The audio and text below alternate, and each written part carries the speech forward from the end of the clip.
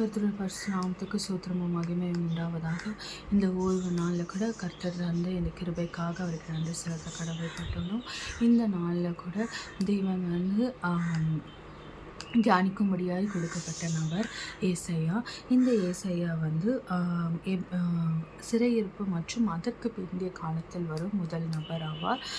இவர் வந்து பற்றி பார்த்தோம்னா, இவர் பெயர் வந்து எபிரேய மொழியில் வந்து இவருடைய பெயரின் அர்த்தம் வந்து யெகோவாவே ரட்சிப்பு என்று அர்த்தமா, அதாவது சால்வேஷன் ஆஃப் த லார்டு. இவரோட குடும்பம் வந்து ஆமோசின் குமாரன். பாரம்பரியத்தின்படி இவர் யூதாவின் ராஜகுலத்தை சேர்ந்தவர் என்றும் இவரது தந்தை ஆமோஸ் உசியா ராஜாவின் சகோதரர் என்றும் கூறப்படுகிறது. இவர் வாழ்க்கை துணை மற்றும் பிள்ளைகள் வந்து இவர் ஒரு தீர்க்கதரிசியை வந்து மணந்தார். இவருக்கு சேயார் யாசு மற்றும் மகேசலால் ஆஷ்பாஸ் என்ற 2 மகன்கள் இருந்தனர். இவருடைய ஊழிய காலம் கிமு 8ஆம் நூற்றாண்டில் சுமார் 40 முதல் 60 ஆண்டுகள் வரை தீர்க்க தரிசனம் உரைத்தாராம்.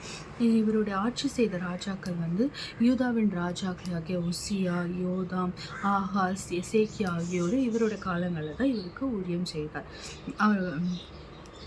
அவர்களுடைய காலங்களில் தான் இவர் ஊழியம் செய்தார். அழைப்பு வந்து உசியா ராஜா மரணம் அடைந்த வருஷத்தில் தேவாலயத்தில் தேவனின் மகிமையை கண்டு, இதோ நான் வருகிறேன், என்னை அனுப்பும் என்று கூறி தம்மை ஊழியத்திற்கென்று அர்ப்பணித்தார். ஏசாயா 6ஆம் அதிகாரம் 1-8 வசனங்களை பார்த்தோன்னா, இவர் வந்து தேவனுடைய மகிமையை வந்து ஆலயத்தில் கண்டு அவரே வந்து இதோ நான் இருக்கிறேன், என்னை அனுப்பும் என்று கூறி தம்மை தாம் ஊழியத்திற்கென்று அர்ப்பணித்தாராம். தீர்க்கதரிசியின் முக்கிய அம்சங்கள். இவருடைய அம்சங்கள் வந்து பார்த்தோன்னா, தீர்க்க தரிசனத்தின் அம்சங்கள் மேசியாவின் வருகை.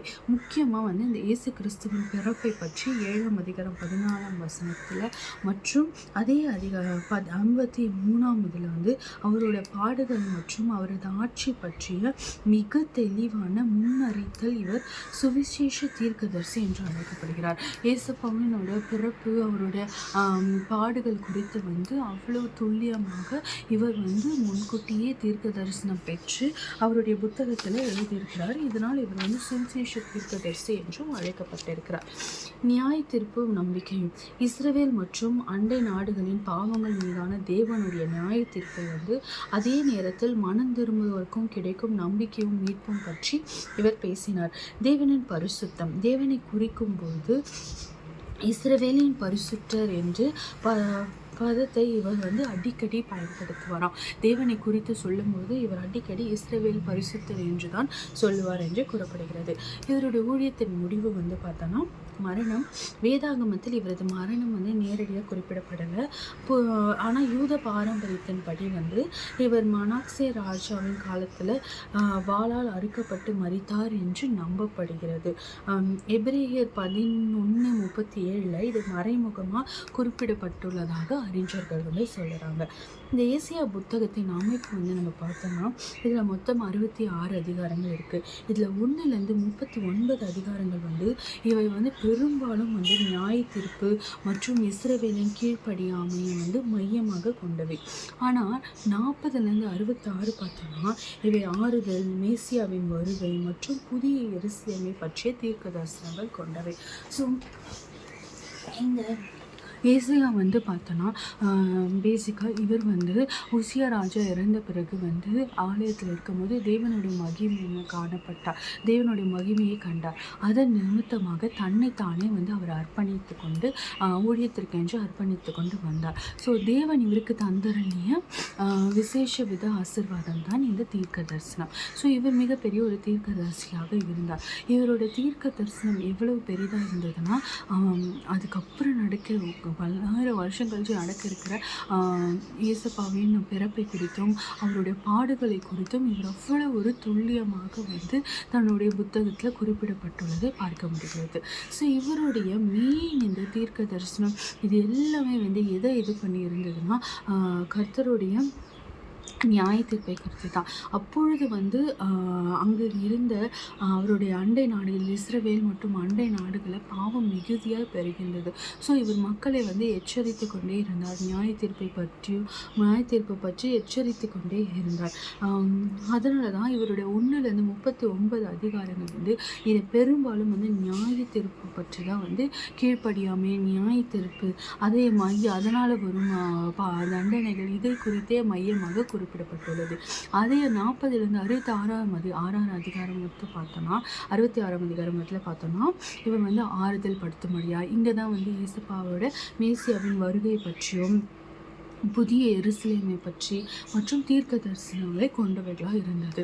ஸோ இந்த ஏசியா தீர்க்க தரிசனி பெரும்பாலும் நியாய தீர்ப்பை குறித்தே பேசியிருந்தார். அவர் வந்து ஜனங்கள் ரட்சிக்க வேண்டும், அந்த நியாய தீர்ப்பை கொண்டு வந்து அவர்களுக்கு தெரிய வேண்டும், அதன் மூலம் அவர்கள் ரட்சிப்பை பெற வேண்டும். அப்படி அவர்கள் ரட்சிக்கப்பட்டு இருக்கும்பொழுது நிச்சயமாக அவர்களுக்கு நம்பிக்கையும் உண்டு, மீட்பும் உண்டு என்பதை வந்து குறிக்கும் வகையில் வந்து அவர் மேசியாவின் வருகையை பற்றியும் கூறியுள்ளார்.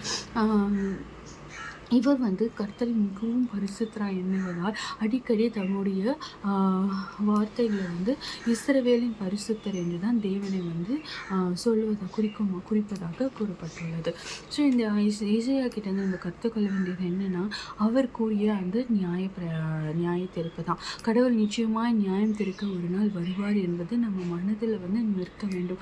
நம்ம சொன்ன பிரகாரம் கடவுள் வந்து பாவிகளை நேசிக்கிறான், ஆனால் பாவங்களை அல்ல. ஸோ அந்த பாவங்கள்லேருந்து நம்ம மீண்டு வராமல் நம்மளை நேசிப்பார் என்று நம்ம நிச்சயமாக எண்ண முடியாது. ஸோ அதற்கு முதலாவது வகை நம்ம பாவங்களுக்கு நம்ம மன்னிப்பு கேட்கணும்.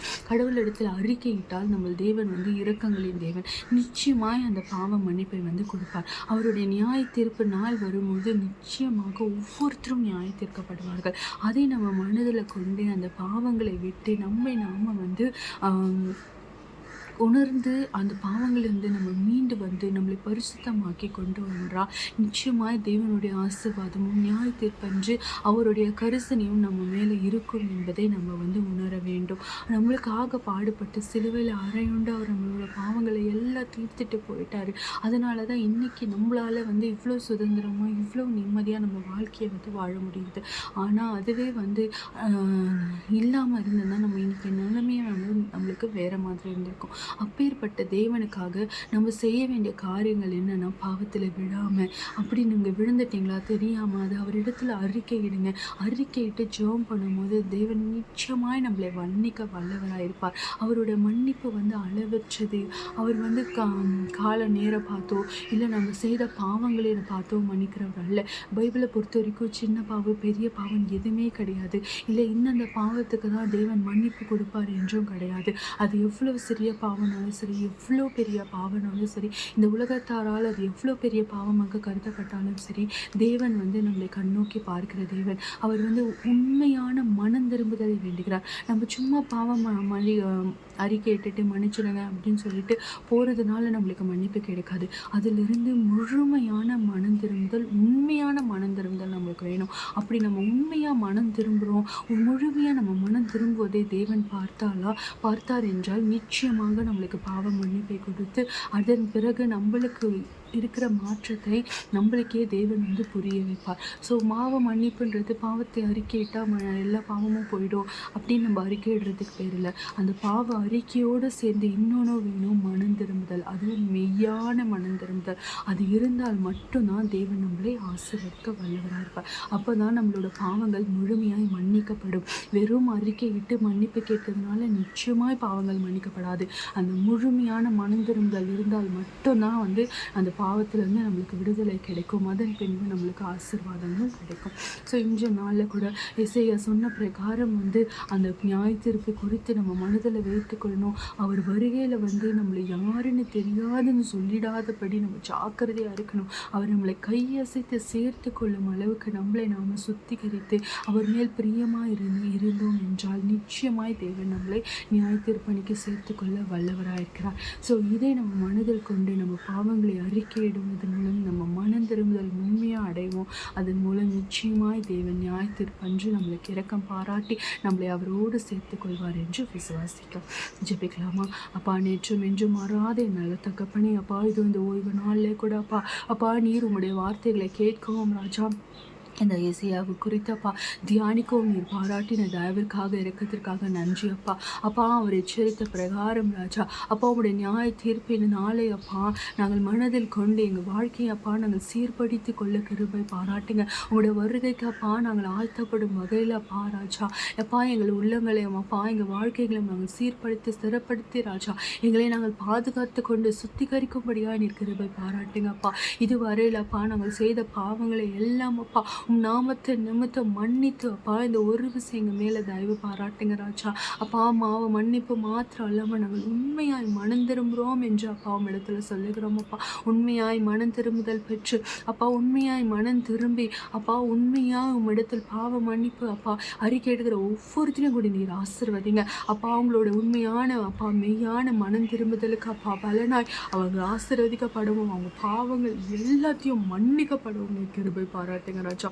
அப்படியா நீர் செய்வதற்காக நன்றி அப்பா. இதோ இந்த நேரத்தில் கூட அவங்களை கேட்டு உண்மையான மனம் திரும்புதல் அடைகிற அப்பா வாஞ்சிக்கிற ஒவ்வொரு பிள்ளைகளை கூட நீர் ஆசீர்வதிங்க. அவங்க எண்ணத்தின் கேட்பாப்பா அவங்க பாவங்கள் மன்னிக்கப்பட்ட உண்மையான மனம் திரும்புதல் அடைந்து அதன் பிரகாரமாய் அப்பா அதன் பலனாய் ராஜா உங்களுடைய நியாய தீர்ப்பன்று அப்பா உம்மால சேர்த்து கொள்ளும்படியாய் நாங்கள் அப்பா எங்களை உருவெடுத்து கொள்ள கிருபை பாராட்டுங்க அப்பா. எங்கள் இருதயத்தில் நீங்கள் இருங்க, எங்களை சுத்திகரித்து அப்பா நீர் எங்கள் இடத்துல இருக்கும்படியாய் ஜெபிக்கிறோம். நீரே எங்களை வழிநடத்துங்க, ஆசீர்வதிங்க, பலப்படுத்துங்க. என் மீட்பெரும் இரட்சகருமாக இயேசு கிறிஸ்துவின் ஜெபம் கேளும். நல்ல தகப்பனே, ஆமென்.